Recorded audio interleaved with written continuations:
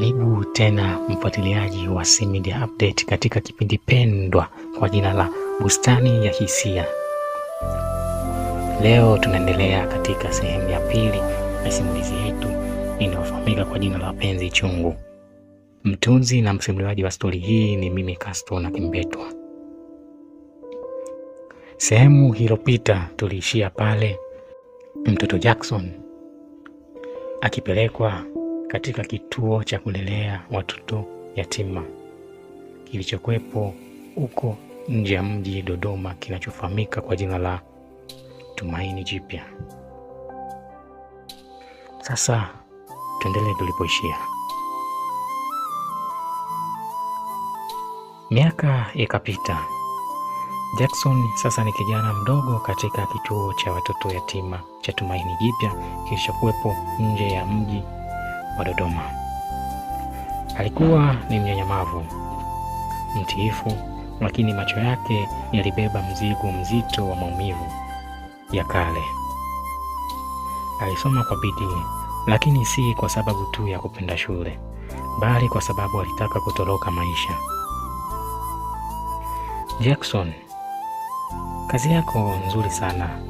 Ukiendelea hivi, unaweza kupata nafasi ya kujiunga na kidato cha 5. Usikate tamaa mwanafunzi wangu. Asante mwalimu. Nitajitahidi, ingawa sijui nitafika wapi kama hakuna atakayenilipia ada yangu mwalimu.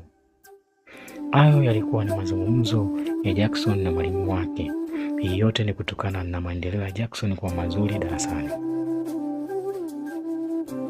Tukirudi katika kituo cha kulelea ya watoto yatima.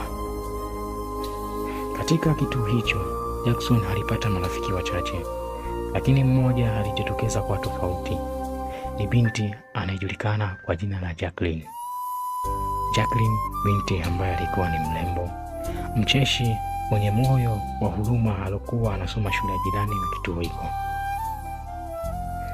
Walikutana kwa mara ya kwanza alipokuja kutoa msaada kwa watoto waliokuwa mahali pale kupitia mradi wa shule yao. Habari, jina langu ni Jacqueline. Unaitwa nani? Jackson. Mbona hutabasamu? Siku yako haijakuwa nzuri nini? Huwa sijui hata namna ya kutabasamu. Nimesahau siku nyingi. Hayo yalikuwa ni maongezi ya Jacqueline pamoja na Jackson baada ya kuonana kwa mara ya kwanza. Uhusiano huo mdogo ulianza kama urafiki wa kawaida, lakini kwa Jackson ulikuwa kama mwangaza wa kwanza aliwahi kuona baada ya giza refu la maisha. Jacqueline hakumcheka, hakumdharau, alimsikiliza na kumpa sababu ya kutabasamu tena.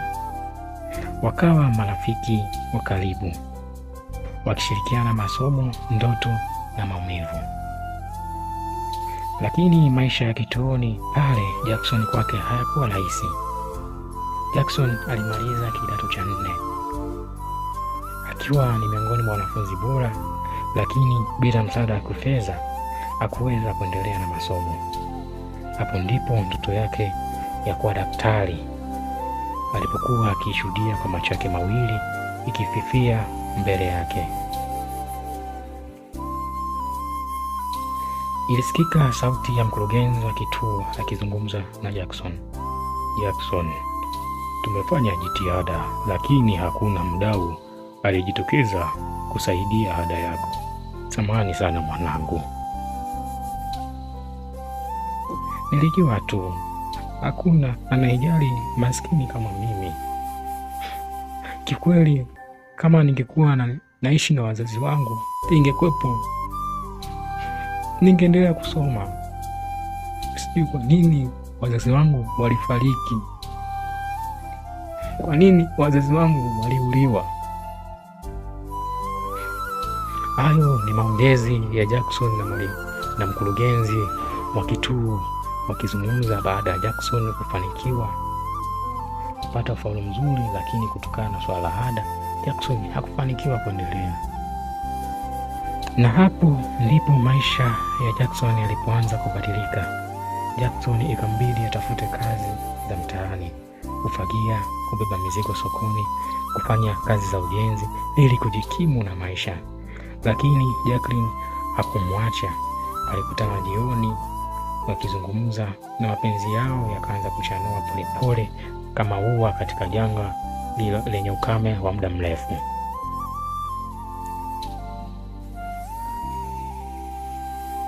Lakini je, mapenzi yao yatahimili vishindo vya dunia?